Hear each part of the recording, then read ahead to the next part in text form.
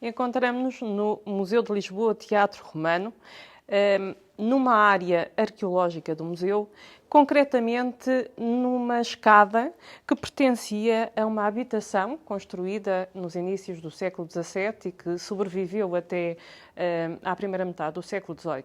E façamos um esforço de imaginação, recuemos no tempo, precisamente ao dia 1 de novembro de 1755, pelas 9h39.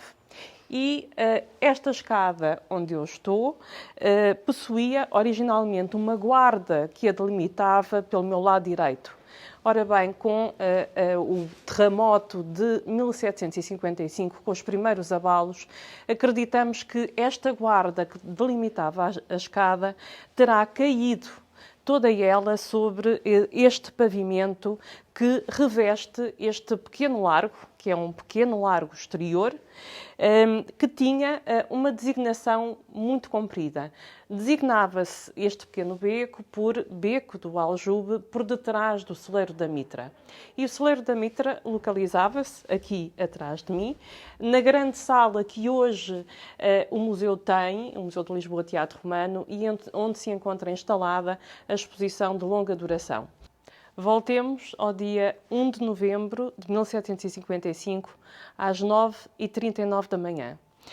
As pessoas apressavam-se a ir para as igrejas, assistir às celebrações religiosas, afinal era o dia de Todos os Santos, e foi precisamente quando já se encontravam na missa ou a caminho das várias igrejas que ocorreram os primeiros abalos.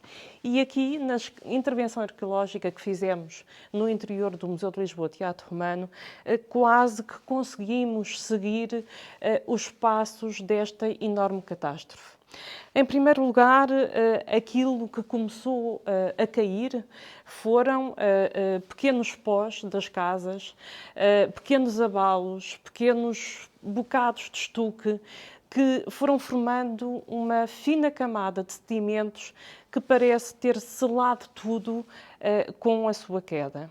Depois, os abalos sucederam-se e as estruturas começaram a abanar, não aguentando com esse impacto. E então o que encontramos por cima dessa pequena camada de sedimentos são as pedras, os barrotes de madeira, que aliás conseguimos perceber nesta habitação, no interior desta habitação, que eram barrotes de madeira de palma e de pinho, e são esses fragmentos grandes de madeira que encontramos derrubados, caídos sobre aquela fina camada de sedimentos.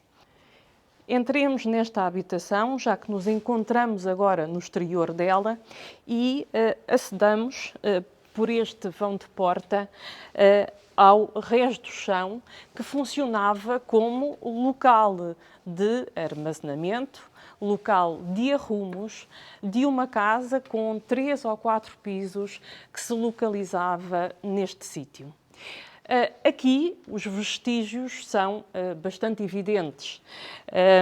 Aquilo que encontramos por cima da tal camada fina de sedimentos foram, para além dos barrotes de madeira, foi igualmente uma coisa muito curiosa.